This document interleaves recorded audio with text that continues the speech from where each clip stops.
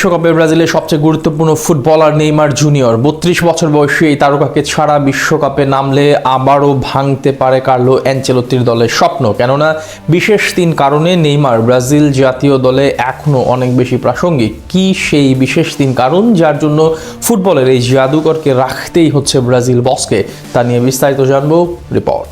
18 October 2023 উরুগুয়ের বিপক্ষে Brazil জাতীয় দলের হয়ে সর্বশেষ ম্যাচটা খেলতে নেমেছিলেন নেইমার। এরপর প্রায় 3 বছর হতে চলল দলের বাইরে এনজেটেন। আশার বাতি অনেকবার জ্বললেও আর ডাক পাননি সেলেসাও দলে। মূলত ইনজুরির কারণে বারবার ছিটকে গিয়েছেন এই তারকা। তবে কার্লো আনচেলত্তি দায়িত্ব নেবার পরে একবার ফিটনেস অজুহাতেও ডাক পাননি তিনি, কিন্তু ঘনিয়ে আসছে বিশ্বকাপের দিনক্ষণ। এখনো পর্যন্ত নেইমার দলে থাকবেন কিনা সেটা নিশ্চিত নয়।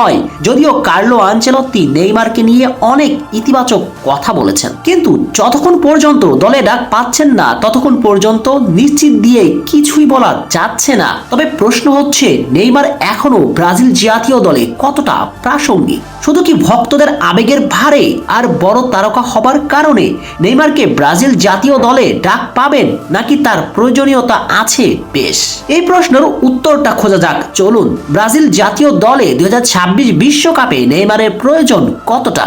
প্রথমত, আগামী বিশ্বকাপে ব্রাজিল দলে তারকা ভরপুর।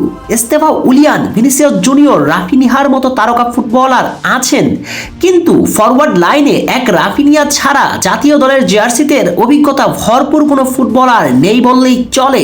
ভিনিসিয়াস জুনিয়রের নাম আপনি বলতেই পারেন, কিন্তু এখন পর্যন্ত কোনো টুর্নামেন্টের বিগ ম্যাচে ব্রাজিলকে জিতিয়ে নিয়ে এসেছেন এমন সুখকর স্মৃতি ভিনির নেই। ক্লাবের জার্সিতে বড় ম্যাচে বারবার এই তারকা জ্বলে উঠলেও জাতীয় দলে কখনোই ওয়ান ম্যান আর্মি শো করে বড় ম্যাচে দলকে জেতাতে পারেননি। এরপর রদ্রিগো কিংবা এস্তেভাও উলিয়ান বয়সে একেবারেই তরুণ, অথবা সেন্টার ফরওয়ার্ডেও যারা আছেন তারা একেবারে অনভিজ্ঞ জাতীয় দলের বিবেচনাতে। সঙ্গত কারণেই নেইমারের বিকল্প আসলে ব্রাজিল দলে এখনো নেই। অন্তত বিগ ম্যাচগুলোতে তার মতো ইম্প্যাক্ট রাখার মতো ফুটবলার তো নেই। অবশ্য নেইমারের 90 মিনিট মাঠে থাকার মতো ফিটনেস আছে কিনা তা নিয়ে প্রশ্ন যদি রাখেন, তবুও নেইমারকে দলে রাখতেই হবে। কেননা তিনি এমন একজন ফুটবলার, ম্যাচের বোর ঘুরিয়ে দিতে তার 10 থেকে 15 মিনিটই যথেষ্ট।